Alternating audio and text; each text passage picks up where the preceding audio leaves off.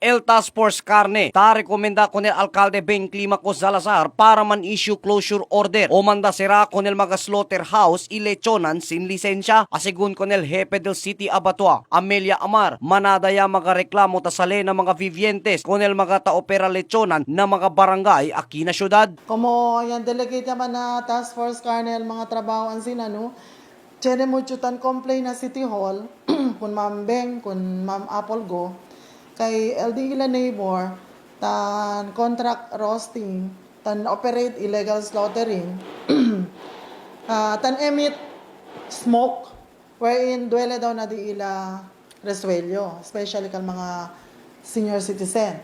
Then, tan complain tamin alya kay alboroto al mga trabahador, kabar hiedel, tangkal. Asigun ko namar, tiene 30 mga lechonan, el ta opera na diferentes barangay y 11 lang aquí el tiene licencia, mientras 30 también el ta opera illegal slaughterhouse. Mga tan operate roasting, within the city lang, hasta buwalan lang kita.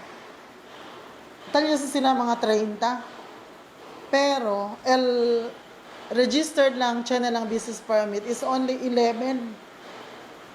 And then, estos naman mga bende carne, tan operate mga meat shop, chene tamen sila mga illegal slaughterhouses just beside na casa. El tan operate tamen without business permit, tanyinan tamen na mga 30 pa arriba.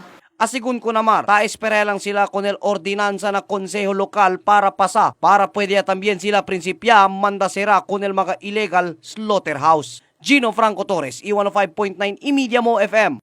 Thank you for watching this video. Like us on Facebook for more news update. eMedia Mo official Facebook page. Follow us on Twitter at eMedia Mo. Watch us live through our website www.emediamo.tv.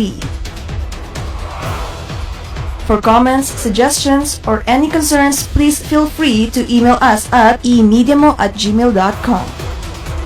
You may subscribe on our YouTube channel, YouTube/eMediaZamboanga. Subscribe now.